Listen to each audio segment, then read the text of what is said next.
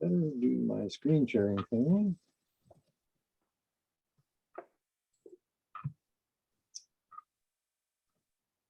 So tonight we're going to talk about the earliest teachings of the Buddha.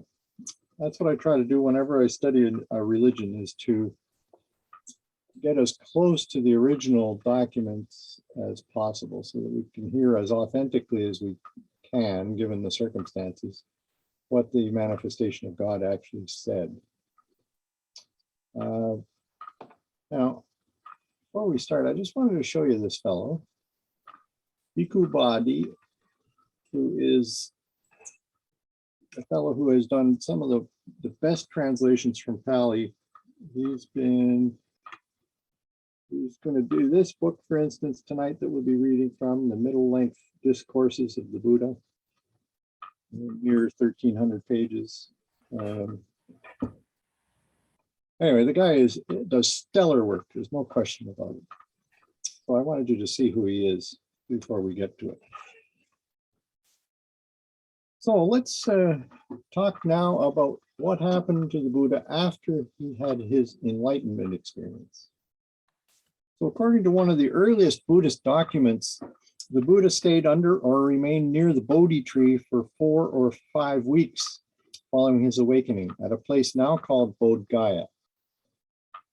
As he reflected on his awakening, he pondered the possibility of teaching others, but thought that the Dharma he had experienced was so profound, subtle, and beyond the sphere of reason that others would be too subject to attachment to be able to understand it.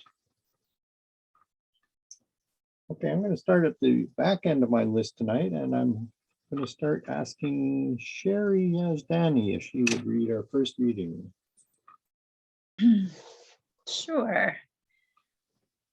This Dhamma that I have attained is profound, hard to see and hard to understand, peaceful and sublime, unattainable by mere reasoning, subtle to be experienced by the wise. But this generation delights in attachment, takes delight in attachment, rejoices in attachment. It is hard for such a generation to see this truth, namely specific conditionality, dependent origination. And it is hard to see this truth, namely the stilling of all formations, the relinquishing of all acquisitions, the destruction of craving, dispassion, cessation, nirvana. If I were to teach the Dhamma, others would not understand me, and that would be wearying and troublesome for me. From that middle-length Discourses of the Buddha. That's right, great, thank you.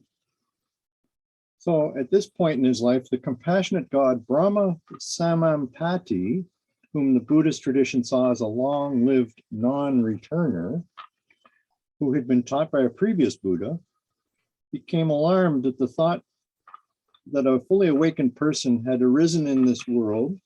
Sorry, I'm just making a couple of notes here. But that he might not share his rare and precious wisdom with others. He therefore appeared before the Buddha and respectfully asked him to teach. For there are beings with little dust in their eyes who, not hearing the Dhamma, are decaying.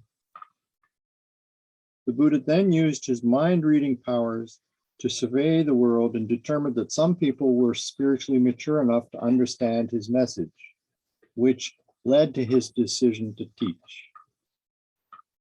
How about Nina for number 2? I wonder if I should maybe make this a little bit bigger. Let me see if I can. The entreaty of the compassionate Brahma is seen by Buddhists as the stimulus for the unfolding of the Buddha's compassion, the necessary complement to his awakened wisdom for his role as a perfect Buddha, a teacher of gods and humans. The words attributed to Sahamapti are now used as a Theravada chant to formally request a monk to teach. Peter Harvey, An Introduction to Buddhism. Mm-hmm.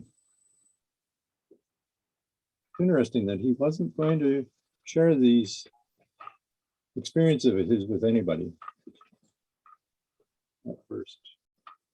So Gautama decided to teach his 2 yoga teachers first of all, but deities informed him that they were now dead, a fact which he then confirmed by his meditative awareness. He therefore decided to teach his former companions in asceticism. There were 5 of them, as you might remember. How about you, Eva? Would you read number 3 for us?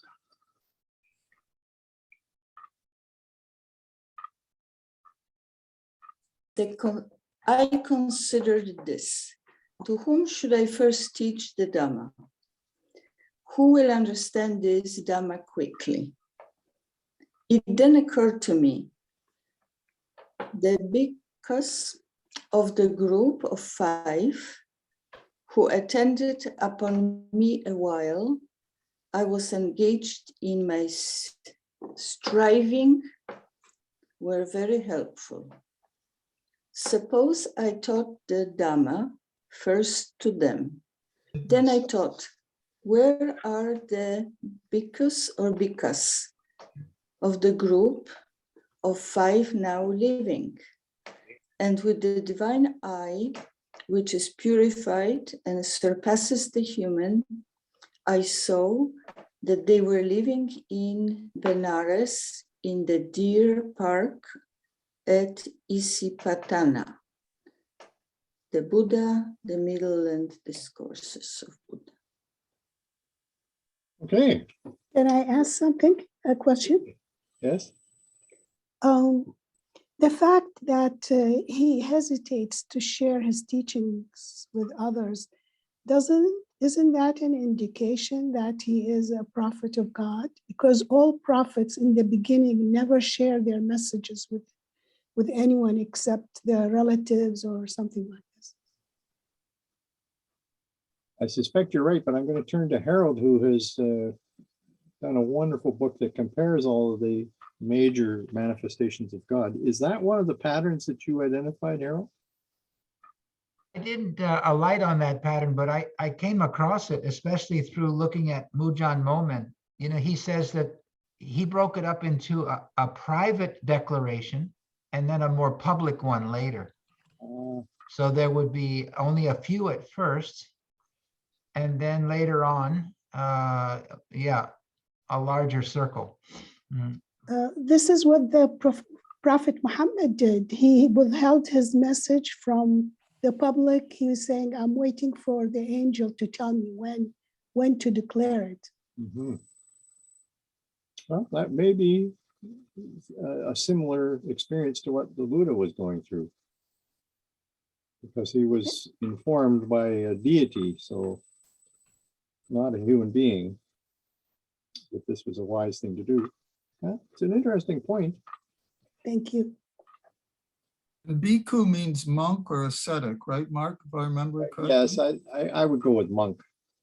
Yeah, and it is just bhikkhu. So having had this realization, he set out to walk to Benares, which was a journey of about 100 miles. When he arrived at the animal park, his 5 former companions saw him in the distance and decided to snub him as a spiritual failure. As he approached, however, they saw that a great change had come over him, and in spite of themselves, respectfully greeted him and washed his feet. At first, the 5 renunciants addressed him as an equal, by name and as a friend. But the Buddha insisted that they appreciate that he was now a Tathagata, a person thus gone, or one attuned to reality, one who had found the deathless and could therefore be their teacher. So here's the explanation of this new title he gave to the group of elderly Brahmins who visited him just after he attained enlightenment. Okay, let me see here. Oh, Linda Russell again. Number 4. Okay. Reading number 4. Bhikkhus. Is it bhikkhu singular? Well, without Plural the is S, bhikkhus. bhikkhu, and then with an S. Okay. It's Bhikkhus. plural. The Tathagata has fully awakened to the world. The Tathagata is detached from the world. The Tathagata has fully awakened to the origin of the world. The Tathagata has abandoned the origin of the world. The Tathagata has fully awakened to the cessation of the world. The Tathagata has realized the cessation of the world. The Tathagata has fully awakened to the way leading to the cessation of the world. The Tathagata has developed the way leading to the cessation of the world. The numerical discourses of the Buddha. So what he's doing here is talking about the Four Noble Truths and how he had actually achieved understanding of each of them. We'll go into that in a little more detail later today. So after repeating his affirmation of his thus gone nature, in order to overcome their hesitation, the five ascetics acknowledged that he had a newfound assurance and were willing to be taught by him. Gautama, usually referred to as the Lord or Blessed One, Bhagavad Gita, in the Theravada Sutras, then gave his first sermon. The teachings given by the Buddha in the Deer Park at Benares shortly after his enlightenment to his five former renunciant companions are known as Hinayana Teachings. The word Hinayana means lesser vehicle, to distinguish it from Mahayana, the greater vehicle. In this sense, it can be seen as pejorative. The term Theravada has also been used as a synonym for Hinayana. Theravada is the name given to the main Buddhist tradition in Sri Lanka and Southeast Asia. However, this term is also considered inaccurate and derogatory. Many modern scholars now prefer the term Nikaya Buddhism to refer to the earliest teachings. And there are 5 Nikayas, so that makes sense logically. Now, I want to bring up this fellow for you. Robert Thurman, who was born in 1941. He's an American Buddhist scholar who happens to be actress Uma Thurman's father, by the way, stated that Nikaya Buddhism is a coinage of Professor Masatoshi Nagatomi of Harvard University, who suggested it to him as a usage for the 18 schools of Indian Buddhism to avoid the term Hinayana Buddhism, which is found offensive by most members of the Theravada tradition. Since we will frequently encounter the terms Hinayana and Theravada in our sources, we will use these two most often. But at least we now have some sensitivity to the internal politics associated with these labels. Within Mahayana Buddhism, there were a variety of interpretations as to whom or what the term Hinayana referred to.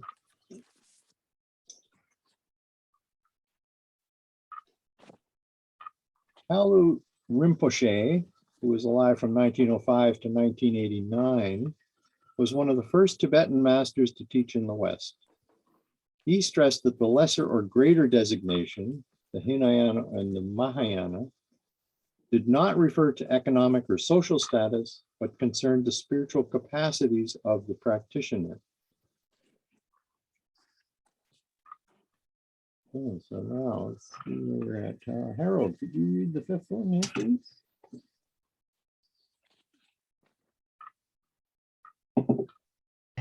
The small vehicle is based on becoming aware of the fact that all we experience in samsara is marked by suffering. Being aware of this engenders the will to rid ourselves of this suffering, to liberate ourselves on an individual level, and to attain happiness. We are moved by our own interest. Renunciation and perseverance allow us to attain our goal. Thank you.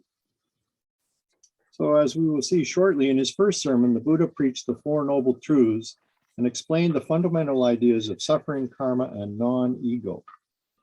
He also introduced the basic Buddhist meditation practices of tranquility, which is Shamatha, and insight, Vipassana. Together, these Hinayana teachings form the foundation upon which the Mahayana and Vajrayana promulgations or turnings of Buddhism rest. We'll see that, I think, in class 7 or 8. Okay, the Buddha began his sermon with the idea that there is a middle way for those who have gone forth from their home lives, a way which avoids both the extremes of devotion to sense pleasures and devotion to ascetic self-torment. Gautama had experienced both of these spiritual dead ends for himself and dismissed each of them as ineffective ways to attain the goal he was seeking. The middle way which he found to lead to awakening was the Arya, which in Sanskrit is Arya, or Noble Eight-Factored Path. He enunciated the kernel of this message, which he referred to as the Four Noble Truths. These comprise four existential dimensions of reality, which Gautama identified as he progressed along his path to his new station as a fully realized Buddha. So here they are in one form. We're going to see another form in a few minutes.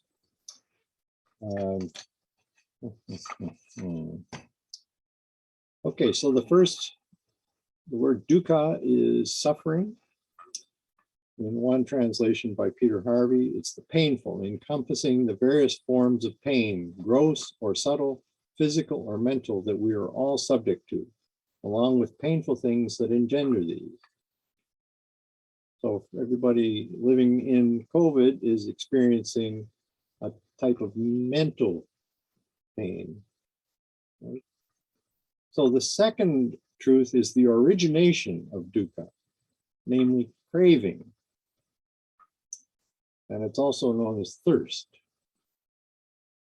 The third is the cessation of dukkha by the cessation of craving, which is equivalent to nirvana.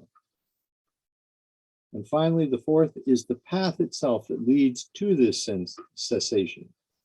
That's the eightfold path that we'll be discussing a little later. So in later classes, we will focus on the Tibetan forms of Buddhism. This tradition typically organizes the Buddha's early and later teachings into three categories: the view, practice, and the result. The view refers to the conceptual understanding that provides an orientation to the practice, like an overview of what's coming, a conceptualization. The practice outlines the concrete methodologies of transformation, and the result points to what is attained through the practice. The following table correlates the Four Noble Truths with the Tibetan format of view, practice, and result. Okay. So in the view of Hinayana, or the early form of Buddhism, the first noble truth is suffering, the truth of suffering, which is dukkha. The second is the truth of the origin, samudaya. Then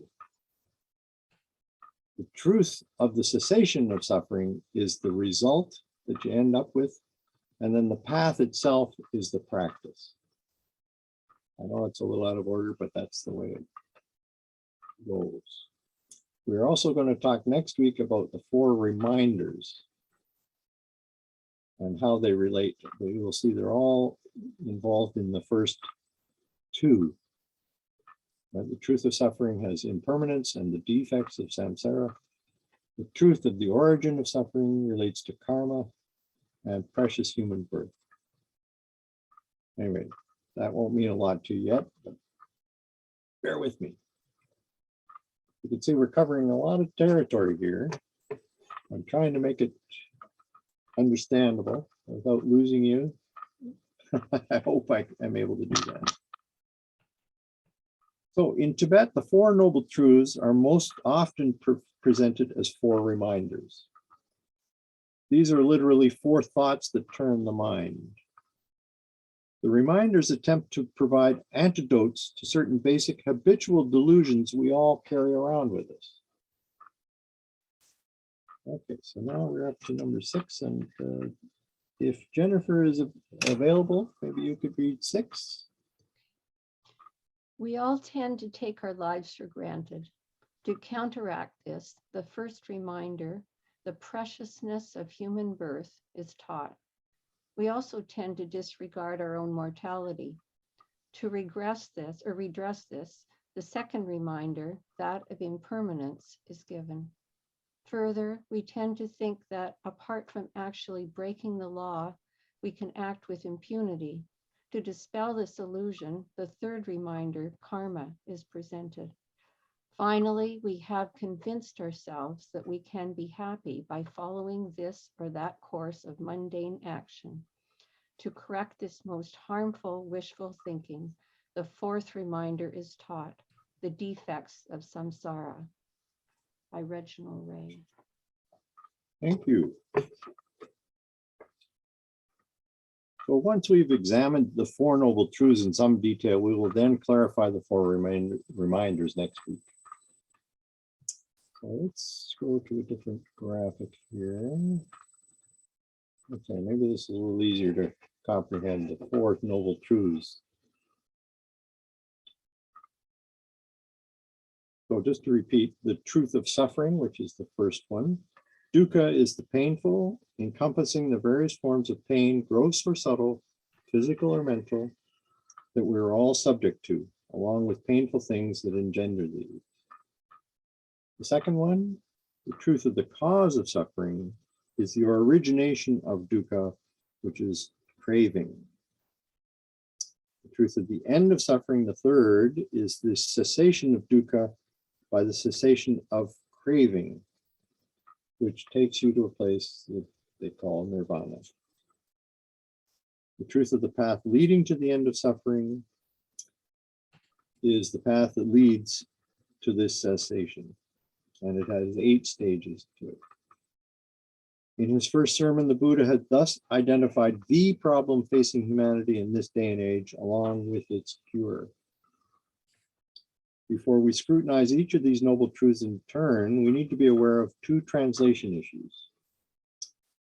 The translation of the Pali term Arya Saka as noble truth, and the translation of the word dukkha as suffering or pain. Arya Saka is typically translated by the phrase noble truth. While this translation is well established in English language literature, it is the least likely of the possible meanings. So I won't bore you with the erudite explanation that Peter Harvey provides, but simply say that in Buddhism, the nobility involved here is understood as an attainment open to anyone, rather than something one is born with. In other words, limited to some portion of the total population. So everyone has access to the noble truths. For this reason, Harvey translates Arya Saka as a true reality for the spiritually ennobled. Not that they are born noble, but they have somehow acquired the ability to be ennobled. And that happens through your own spiritual effort. Okay, so maybe it's Marie Palmer's turn for 7. I'll just bring that up a bit. The 4 of these realities are the most significant categories of existence that only the spiritually ennobled recognize the full import of. Correct identification of them and deep insight into their nature is what makes a person spiritually ennobled. Of course, teachings about these true realities are still seen as truths, but such teachings are not themselves the Arya Sakas. Peter Harvey, An Introduction to Buddhism. Okay, thank you. And the word dukkha is typically translated by the word suffering and is interpreted to mean that life, according to Buddhism, is nothing but suffering and pain. According to a prominent Sri Lankan monk, Walpola Rahula, both this translation and this interpretation are incorrect. I have a picture of him here. Because of this limited, free, and easy translation and its superficial interpretation, many people have been misled into regarding Buddhism as pessimistic. That's in his view. Baha'u'llah asserts that Buddhism is neither pessimistic nor optimistic. It is rather realistic, for it takes a pragmatic, down-to-earth view of life and the world.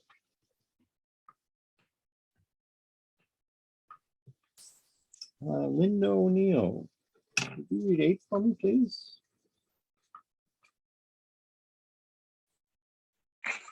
Sure. It looks at things objectively. It does not falsely lull you into living in a fool's paradise, nor does it frighten and agonize you with all kinds of imaginary fears and sins.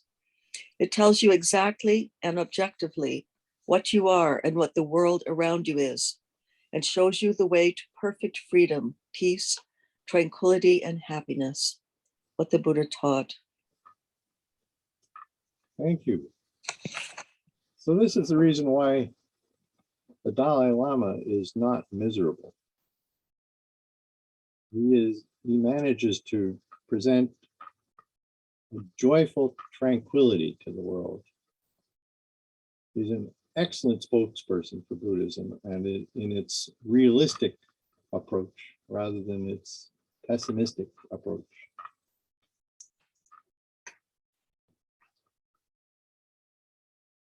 Oh, Mark, can I comment? Oh, sorry, never mind. Oh, go ahead. Go ahead, Harold. You know, regarding suffering, I remember being mystified by why emphasize and start a new world religion on that basis, you know, looking at suffering. And I began to get a glimpse of how this, Karen Armstrong described, what was it like in the the Ganges Valley about 2,500 years ago? And everything was breaking down and people were very anxious. You know, the priesthood was breaking down a little bit. There were all these alternate paths, people seeking enlightenment in different ways. There was prostitution in the big cities. There were guns, there were drugs, abusive substances abounding. So in other words, once I got that kind of a picture, I could imagine, oh, all right, everyone is suffering and out of joint and out of whack and for different kinds of reasons, a lot of social disturbances and equilibrium and a big shift in society happening. That helped me understand the starting point a little better. Why, and plus you could think of suffering as at any one moment, we're aware of that we don't understand everything. We don't have everything we need. We're not in perfect relationship with everyone around us. If we look, seriously. Anyway, this stuff helped me understand why start a world religion, looking at so much detail, about suffering and these 4 noble truths. Anyway, just thought I would share that. That's very helpful. Thank you, Harold. Yeah. Mark, could I just add a little something to that, what Harold said? When you look at the way that most people lived across this vast reaches of time, life was suffering. I mean, Harold told us, based on Karen Armstrong, some of the conditions that were going on in the Indus Valley. But just look at Europe. If you weren't part of the nobility, you were a peasant and you were working by the sweat of your brow on the land. If you're lucky, you lived to be 30, 35 years old. If you didn't die of a disease or a war or a famine, something of that nature. So I think it was virtually, if we look at this from the point of view of the affluent West in the 20th century, yeah, you can say, why start with suffering? But if you look in the context of past history, that was a fact of life for the vast majority of mankind. It was largely, there was a great deal of suffering involved in the human condition. So I can see why people have come up with this Buddhism as pessimistic and Rahula, what's his name? I've got one of his books here. He's an excellent scholar, by the way. And, you know, he's tried to correct that, but I understand why people have said that about Buddhism. But when you look at it in the context of how most of mankind lived, life was dukkha. Well, and I would argue that it hasn't changed much, even though we're now more affluent. Yeah, agreed. I mean, we may not have to work 80 or 100 hours a week, but we've got other problems. May I add to that, please? Certainly. From my understanding of Baha'u'llah's message and other religions is suffering, when the whole society suffers like this, an indication of the coming of a new manifestation. Because usually after 300 years, mostly, then they begin to see the fruits of the revelation. Like, look at Islam. It's the greatest civilization in the world. But then it started to decline again. And now, you know, after that, Baha'u'llah showed up. And prior to that, so it's a cycle that repeats itself. You won't have me argue anything against that. Thank you. Manifestations come at a time of great suffering and turmoil and turbulence. Yeah. And corruption. Anyway, so this is the fellow that's writing that book. It's called An Introduction to Buddhism, but there's no way it's just an introduction. This is quite a deep, profound understanding of Buddhism. Very reliable. He's a British scholar and agrees that Buddhism is not pessimistic. Rather, it teaches that transcending the stress of life requires a fully realistic assessment of stress's pervasive presence. One first has to accept that one is ill if a cure is to be possible. Ignoring the problem only makes it worse. The pleasant aspects of life are not denied, but Buddhism emphasizes that ignoring the painful aspects leads to limiting attachment, while calmly acknowledging them as having a purifying, liberating effect. Happiness is real enough, and the joy and calm engendered by the Buddhist path effectively increases it. But Buddhism emphasizes that all forms of happiness, excluding that of nirvana, do not last.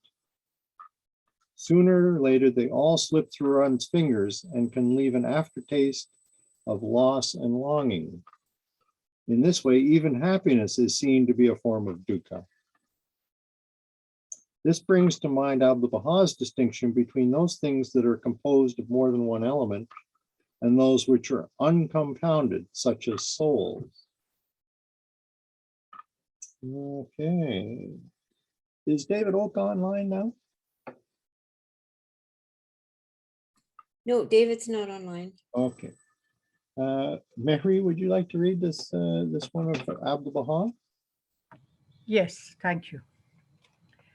Every composition, whether universal or particular, must be necessity be decomposed. At most, some disintegrate quickly and others slowly, but it is impossible for something that is composed not to ultimately decompose. Abdul-Baha, some answer questions. You. So the clear message is this: if something is dukkha, do not become attached to it. When it comes right down to its ultimate meaning, dukkha is whatever is not nirvana, and nirvana is that which is not dukkha. Put simply, dukkha is that which is conditioned or compounded, arising from other changing factors in the flow of time, while nirvana is that which is unconditioned or uncompounded. Harvey much prefers the word pain rather than suffering to translate the Pali word dukkha. In its basic everyday meaning, it is the opposite of sukha, which is pleasure. Kuroki, how about Hangame for number 10? For sure. In the first sermon, something to which the adjective dukkha is applied is painful, in the sense of being in some way troublesome or problematic, either obviously, example, physical pain, not getting what one wants, or only on investigation, example, being born. It applies to all those things which are unpleasant, stressful, unsatisfactory, imperfect, and which we would like to be otherwise. Those things that have these qualities can then be described as the painful. Here, the painful means both mental or physical pains and the aspects of life that engender these. Thank you. Very clear. Okay, so let's take a look at the Four Noble Truths. And what I want to do in this case is I'm going to present the Buddha's version of it, and then I want to share the Baha'i point of view of the same one. So the first noble truth, dukkha, maintains that every part of our life is conditioned by change, which leads to suffering and sorrow. The experience of pain, frustration, and incompletion are part and parcel of the human condition. Everything is impermanent or transitory. Okay, Zilda, let's try number 11. Let me just bring that up. And what, monks, is the noble truth of suffering? Noble truth of suffering. Birth is suffering. Aging is suffering. Death is suffering.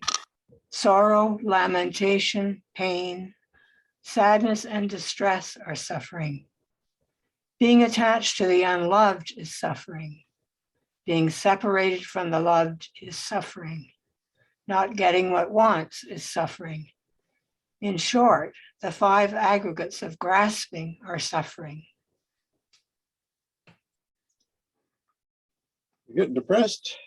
It's a bit much, eh? A little heavy all at once. So we're going to look at the five aggregates of grasping, which are the skandhas, a little later. In the Baha'i writings, a similar point of view is expressed, believe it or not.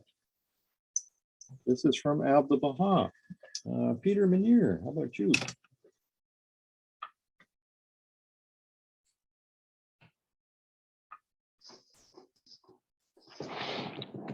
Which number? 12. Such is this mortal abode, a storehouse of afflictions and suffering. It is ignorance that binds man to it, for no comfort can be secured by any soul in this world, from monarch down to the most humble commoner. If once this life should offer a man a sweet cup, 100 bitter ones will follow. Such is the condition of this world. Abdul Baha, selections from the writings of Abdul Baha. Okay, so he does not disagree with the Buddha here. So let's I'm sorry. There is a very nice hidden word. I love it, and it applies here. It says, it's a short one. There is no, O son of spirit, there is no peace for thee, save by renouncing thyself and turning unto me. Mm-hmm. For it behooveth thee to glory in my name, not thine own, and trust in and trust in me, not thyself, since I desire to be loved alone. Mm-hmm. That's exactly what this is all revolving around, that issue. What is it that's permanent that we can take refuge in? Mark, do you see that Bill has his hand I up? see Bill has his yellow palm up. Yeah, go ahead, Bill. I just wondered if you had an opinion on whether this is essentially, if there's a distinction between being attached to pain and suffering as opposed to those things being attached to those things that cause pain and suffering? Is there such a thing as just being attached to the pain and suffering itself, the like wallowing in one's misery kind of concept? Sounds like there are degrees of attachment. That you may not love the pain and suffering the way certain people do, but you're still unable to detach from it, if you like. So there's a type of attachment which may be a little bit further evolved than the first case, but the Buddhist will still see it as attachment. Is that what you were suspecting, or? I just didn't really know. Yeah, I suspect there's probably a spectrum of attachment.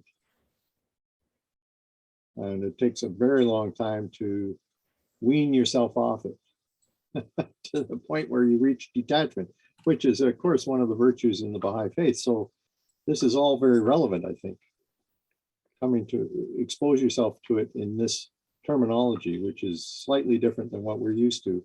Because sometimes it just seems to me that some people are attached to their suffering. They don't want to let it go, even when they have the opportunity to do so.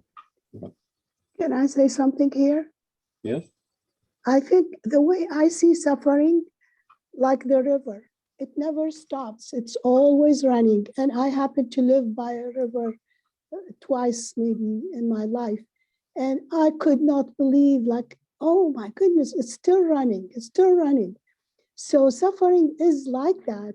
The only way is if you want to go to, be part of the river, is to have your canoe or your boat and just sail away.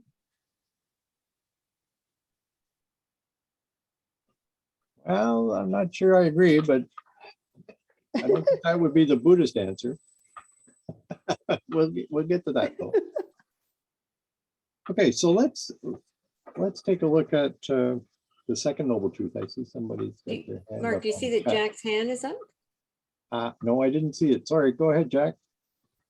No, I just wanted to say, Mark, that there are many other readings in our sacred writings, like reading number 12, but we shouldn't take those out of context with counterbalancing readings. So in spite of the fact that Abdul Baha makes these sorts of statements, he says we have to be happy in spite of it all, and tells us that happiness is the keynote of Baha'i spirituality and one of the signs of gratitude that we should be grateful for.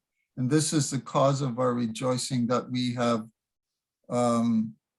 learned of this revelation, this universal revelation of Baha'u'llah, which in Christian terms means our salvation and the salvation of mankind. So, it's the two things. And of course, the Buddha came to the same thing, as you're going to explain to us. But in spite of the fact that Abdul Baha makes these kinds of declarations, he also tells us that, well, yes, this is a fact of life, but it can be overcome or managed, at least to a great extent, because we are Baha'is, because we have the teachings, because we have one another, because we have Baha'u'llah, and so on. So I think it's important to kind of put that into perspective. Otherwise, you'd think he's saying life isn't worth it, it's not worth living. Commit suicide. Pardon? Commit suicide. Just forget it. No, it's a good corrective that you've given, Jack. Thank you for that. Yeah, got to keep it in perspective. Okay, so let's look at the second noble truth, that the cause of this suffering is our attachment to the world. Attachment is also seen as the thirst for egoistic security and aggrandizement, which is to make yourself larger, right? To bolster your own selfhood. Okay, Jack, it's your turn now for 13. And what, monks, is the noble truth of the origin of suffering? It is that craving, or tanha, which gives rise to rebirth, bound up with pleasure and lust, finding fresh delight now here, now there. That is to say, sensual craving, craving for existence, and craving for non-existence. The Buddha, the long discourses of the Buddha, etc. Okay, so once again, Abdul Baha sees the world in a similar way in certain passages of his. Danielle McDonough maybe could read number 14 for us from Paris Talks.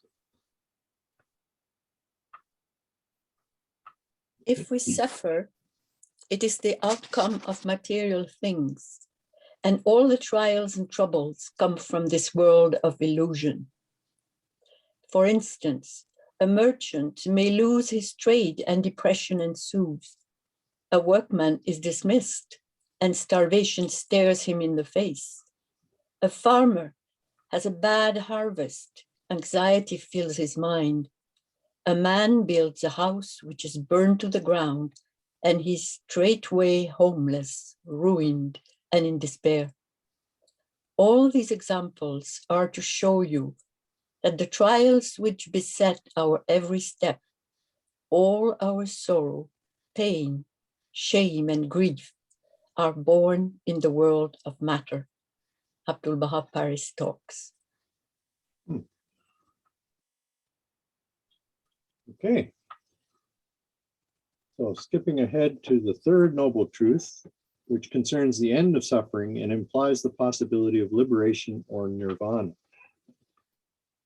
Joey, number 15, please.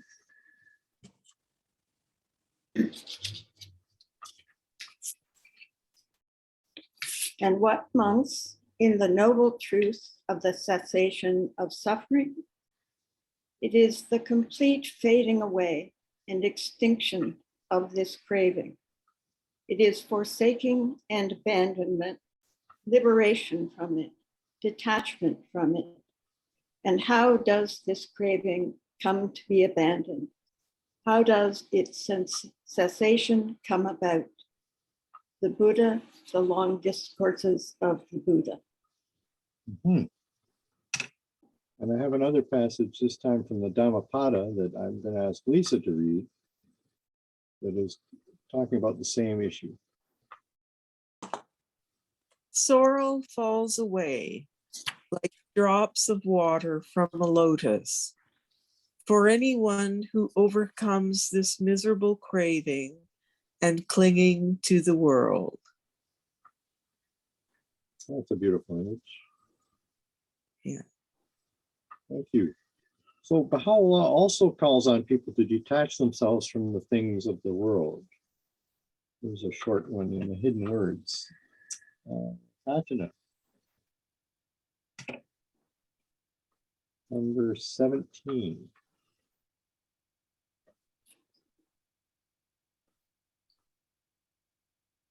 I don't know if she heard you, Mark. Fatina, are you able to read 17 for us?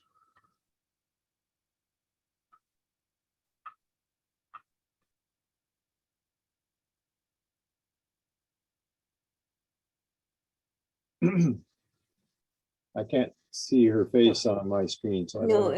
and she maybe she had to leave her computer for a minute. Oh, okay, well, let's just go ahead then. How about Ingrid then, number 17? O my servant, free thyself from the fetters of this world and loose thy soul from the prison of self. Seize thy chance, for it will come to thee no more. So Baha'u'llah, the hidden words of Baha'u'llah, the Persian one, number 40. And then maybe Heather could read number 18, which is on the same theme from Baha'u'llah. Disencumber yourselves of all attachment to this world and the vanities thereof. Beware that ye approach them not, inasmuch as they prompt you to walk after your own lusts and covetous desires, and hinder you from entering the straight and glorious path. Baha'u'llah, Gleanings. Okay, thank you. And that brings us now to the fourth noble truth, which outlines the Eightfold Path to the Cessation of Suffering. Okay, number 19. Lori Hanson-Tripp is our next person.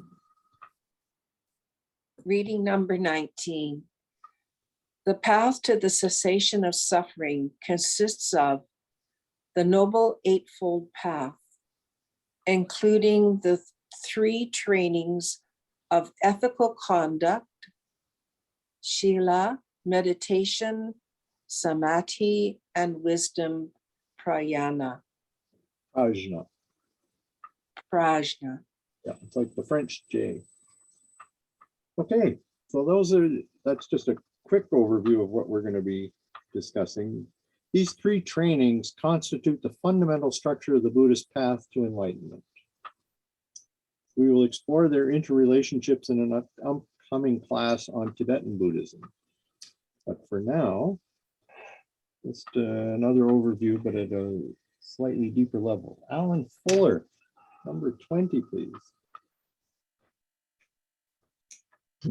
As these 3 aspects of the path have come to be understood in Tibet, Srila refers to one or another of the major codes of conduct followed by lay people, monastics, and yogins. Samadhi includes the various meditative practices known as Shamatha, mental quiescence, Vipassana, insight. Shamatha involves focusing the mind on an object or meditation, for example, the breath, and through that, bringing the mind into a state of one-pointed stability and calm. Vipassana is a spontaneous insight that arises from within the open and alert state of mind created by Shamatha.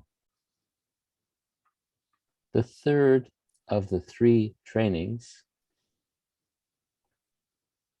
Prajna, indicates that the understanding of egolessness that develops through the experience of Vipassana.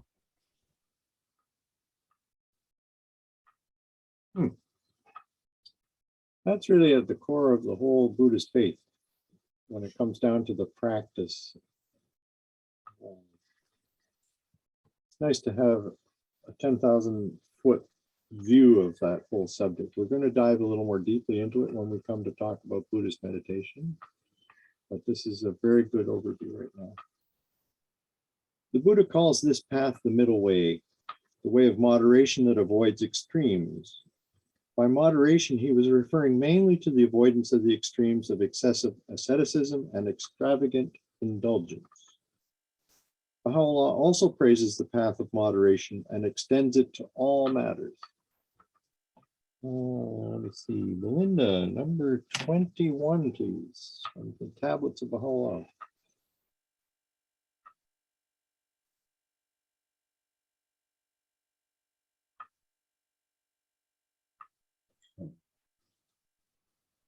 Number 21.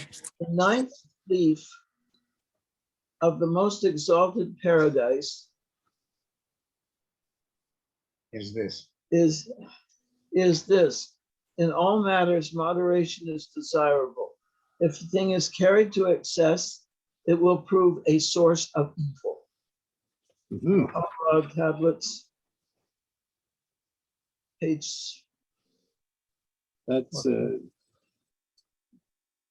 yeah. Numbers, it's the 6th tablet and the 30th paragraph. Yeah. That's what that refers to. Okay, thank you. So we human beings only have a short time on earth. All of the Buddhas have challenged us not to misuse this time, but to seek out the path and to set out on it. Again, let's hear from the Dhammapada. David Erickson. So, why the laughter? Why the joy when flames are ever burning? surrounded by darkness, shouldn't you search for light? Exactly. And we have another one, maybe Leslie could read this one, 23, again from the Dhammapada. You are now like a yellowed leaf. Yama's henchmen are standing by. You stand at the door of death with no provisions for the journey.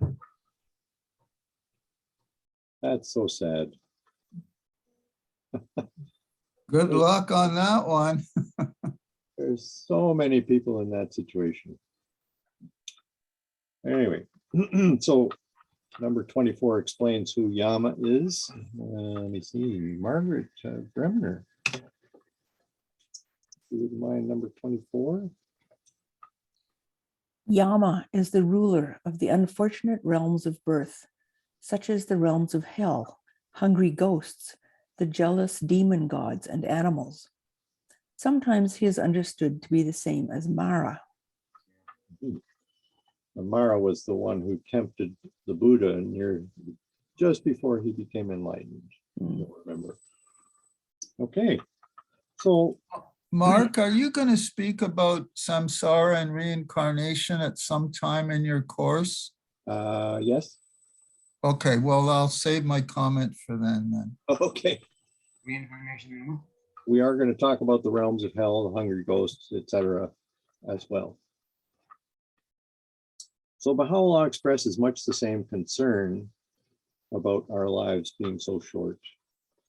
Number 25, Margaret Bowen, please. Ages have passed, and your precious lives are well nigh ended, yet not a single breath of purity hath reached our court of holiness from you. Baha'u'llah, the hidden words. That could be truly scary in some ways, but thank goodness the mercy takes precedence over the wrath in God, in both Islam and the Baha'i faith. Number 26, let me see. Is Fatima there now?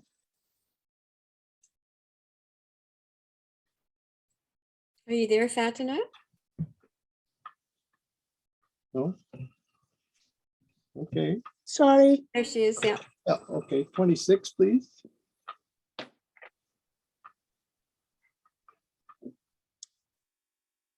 Yama is the ruler of the unfortunate Sorry, not realms. that one. Sorry, I'm not sorry? that, not that one. Number 26 from Baha'u'llah. Okay. Sorry. I desire communion with thee, but thou wouldest put no trust in me. The sword of thy rebellion hath felled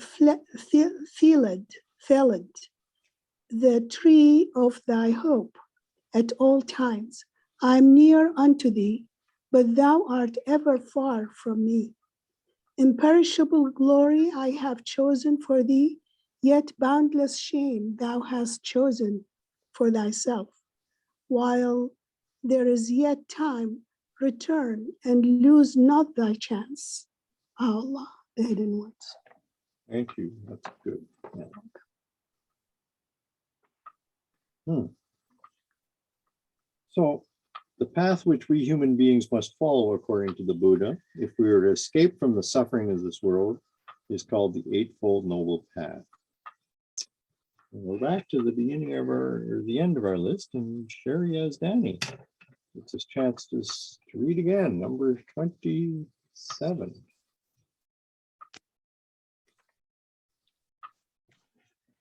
And what, monks, is the noble truth of the way of practice leading to the cessation of suffering?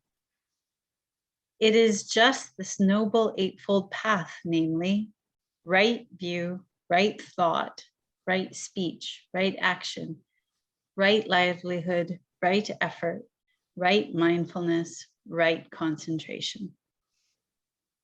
The long discourses of the Buddha. Now, I don't know if you've noticed, but there are semicolons in certain places in that passage. After the first two, and then after the next three, and then none at the end. So in other words, they're grouping the first two together and then the next three together and then the last three together.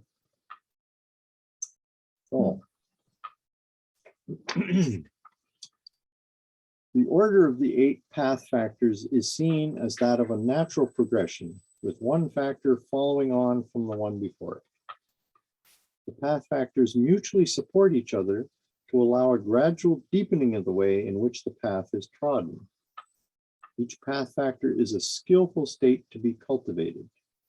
It progressively wears away its opposite wrong factor until all unskillful states are destroyed.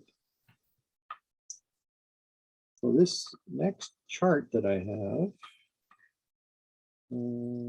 this one, you see the groupings that we have. The first two are part of wisdom. The next three are morals, and the final three relate to meditation.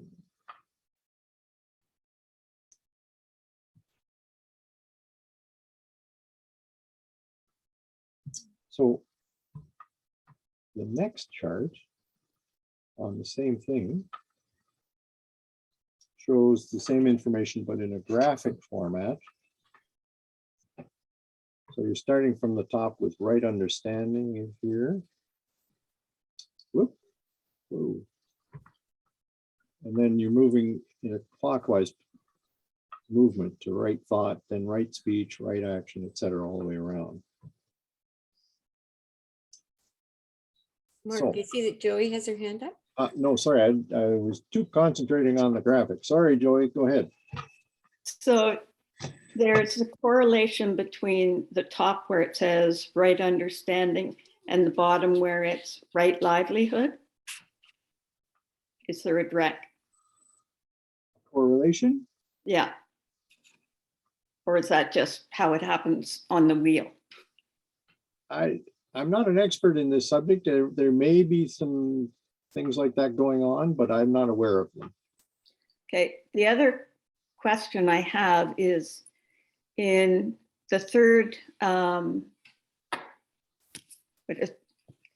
correlation or whatever, where it says the division of mental disciplines, you have the right effort, the right mindfulness, and the right livelihood. But there it's got the right concentration. Yeah, you know what? I took this from the internet. This number 8 should be right concentration. Right. Okay. Good for you. I have to modify my diagram. I didn't even notice that. Clever. Okay. So did you want to make any other observations about this poor little graphic? No, it's fine. Anyway. Yep, that's very good. Caught it right off the bat. I like it. Okay, Linda has her finger or thumb up. What did you want to say? Oh, that was just thumbs up for Joey. Oh, okay, yeah. For catching that. Mark, what's the difference between right understanding and right thought? There may be one. I don't see it clearly, though. Maybe it's a translation problem. I don't know. Let's look at another graphic to see what you think of it. So we're getting into the we have to be a little bit flexible with the terminology. So if you go back here to this one, the first one is right understanding. In this case, it's right view. But there's a nice explanation in here that gives you some more detail that will help you to understand what they're getting at. So the right view is of suffering, of its origin, of its cessation, of the way leading to the cessation of suffering. So in other words, it's becoming familiar with the Four Noble Truths, right? That's what this top one is, the right understanding. And then this next one, whereas before it was the right thought, in this case, it's the right intention. Of renunciation, free from craving, goodwill, free from aversion, of compassion, free from cruelty. Well, that's very different from right intention is very different from right thought, right? Mm-hmm. But you'll encounter these kinds of vagaries of interpretation of some of these titles all over the internet, for instance, and even in books. So you have to be a little bit flexible, and it helps to know the details about what each of these are, which is why I've provided you with this larger version of it. Oh, Mark, can I comment on that? Certainly. Yeah, and Jack, you know, like, for example, in Zoroastrianism, they have good thoughts, good words, good deeds. And then, but those are translated differently by different writers. So and then every time I make a comparative study, I always like to look at several versions of any single model and see what constellation of words are used. I don't take any one set of words as to be the definitive one. So I like what Mark is doing. He's showing us several versions of, you might say, the threefold breakdown of the eightfold path: wisdom teachings, ethical, or you could say action teachings, and then three meditative teachings that sort of go in different degrees of depth. The essay I read on good thoughts, good words, good deeds unpacked those things, and it ended up looking a lot like the eightfold path, right? But it wasn't exactly the same thing, but it was very parallel. So I'm always looking for different versions of models and look at them side by side, and you say, okay, they're slightly different, but generally there's a lot of overlap too, right? So I consider this just a conceptual translation problem, or an opportunity. It shows the range of possible meanings. I like it when in the Baha'i writings, Abdul often gives us 2 words or 3 words for a point he's making. And I think that's sort of saying the same thing. I'm giving you several words that all point in the same direction. I don't want you to be tied in a fundamentalist way to any one of these words. And I have the same attitude toward slightly different models of basic teachings. Like what Mark has done, it's good to see several versions of the 4 Noble Truths and the Eightfold Path for precisely that reason. Oh, I agree. Joey, did you have your hand up? Or you did shortly. Harold answered my question. Okay. Hey, way to go, Harold. The Okay, Guardian also spoke of thought, word, and deed in one of his letters. So he used those 3: thought, word, faithfulness, and thought, word, and deed.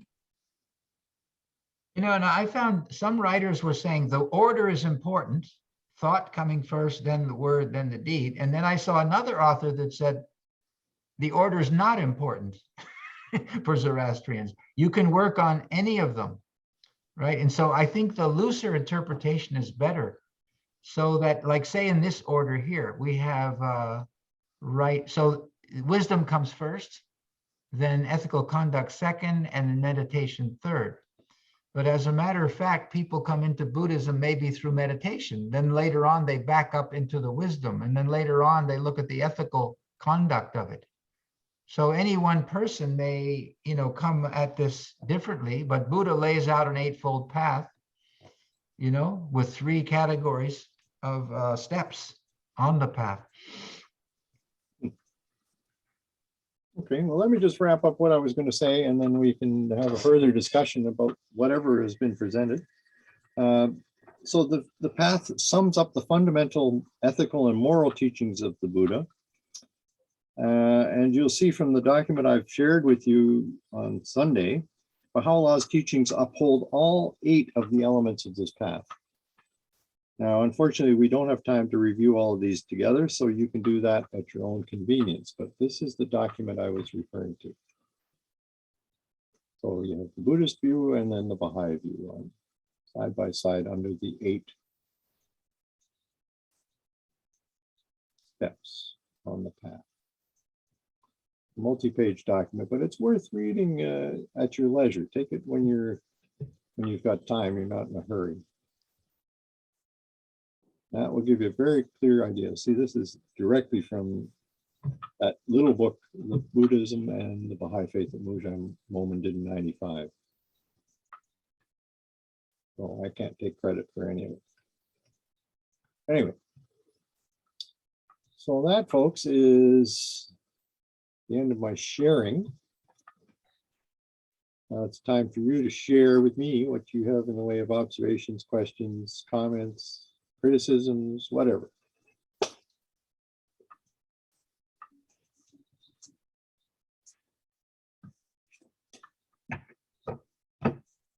Oh, Margaret Boland has her hand up. Okay, go for it, Margaret. This is a really simple question. The wheel with the 8 spokes on it reminded me of the wheel on a ship, an ancient, I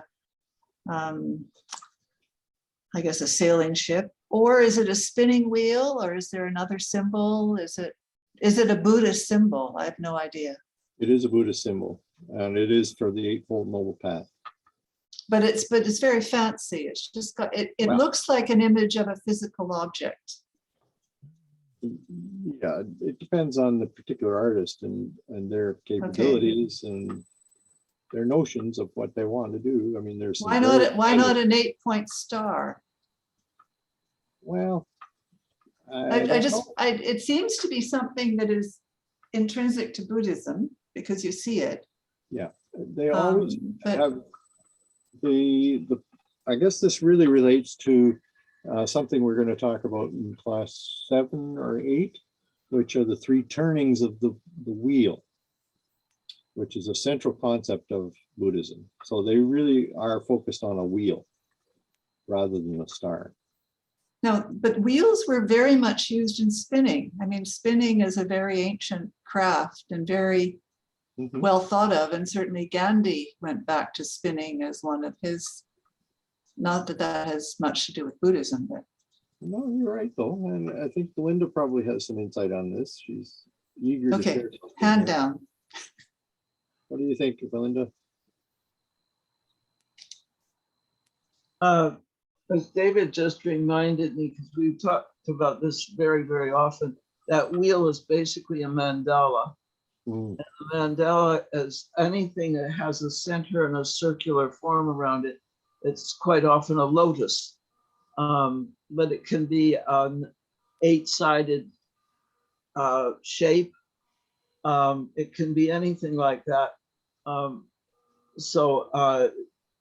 the wheel, as this lady, Margaret, just said, it's a very widespread object that is used in all kinds of crafts, from carts to spinning wheels to all pottery and so forth. So the concept of spinning and a wheel and something circular carries an enormous amount of metaphorical meaning. And so you will find it in Buddhism, you will find it in Hinduism, you will find, oh, wait a minute, circular temples with 8 or 9 sides.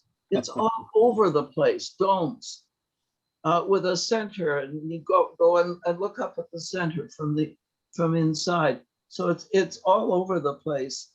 But the other point I wanted to make was the use of images like this wheel. As we were looking at it, it occurred to me that these images were very useful at a time when many people didn't read, but they had good memories, and someone would tell them what the wheel meant and perhaps illustrate it in colorful ways, verbally and so forth, or with poetry. And they'd look at it and they'd know what it meant. It's, hey, we use them today. They're called icons. We have them all over our screens all the time. So it's that kind of thing. Yeah. That's what I wanted to comment, because it occurred to me, yeah, this is a very, very useful teaching device, especially for a time when people didn't read, or maybe now for a time when people are losing that ability. Yeah. Wonderful. And yeah, I'd like, can I make a comment? Sure. Yeah, look, the other thing too is this, that on the wheel, on the mandala, you've got all these things, right livelihood, right action, and so on and so forth. If, for example, you don't exercise right speech or right action, then you can't do any of the others. You can't realize any of it because it's on the same wheel. That's, If the wheel will make a bump. If the meditator concentrates, say, on right thought or whatever, right mindfulness and so on, that once again, that stimulates all the others. All the others. Yep. And if we cannot, if we haven't achieved right effort or right mindfulness and so on, we haven't achieved any of it. Yeah. Yeah, the wheel is by and large a symbol of unity. No, I just wanted to make that point because they're all connected. Yep, very important. Yeah. Okay, Jack, you have your hand up there. I do. I just wanted to add that, Mark, you may go into this. Margaret asked a very good question. They have in Tibetan Buddhism the prayer wheel, which is cylindrical, and there are verses written inside the prayer wheel, and they spin this consistently. They spin this all the time. And they take that as a form of praying, I guess. That, from what I understand, from what I know of it, you just spin the prayer wheel and that's part of your prayer. But I think this wheel has something to do with the two cultures, Hinduism and Buddhism, were heavily impregnated with reincarnation. Now, the Buddha, as Mark, you're probably going to explain to us later, he was actually trying to free people from the wheel, the endless cycles of reincarnation. So he's actually trying to get people out of this endless cycle. But it just seems to be so much part of the culture that there is the cyclical view that's very Asian, to be contrasted with the Judeo-Christian view, which is more like an arrow, because not that there aren't cycles within Judeo-Christianity, but in Judeo-Christianity, they were moving towards something all the time, the Messianic kingdom. Whereas in the Asian view, they were very often trying to, you think of the chariot wheel, they were very often trying to get back to the golden age, which wasn't in the future, it was in the past.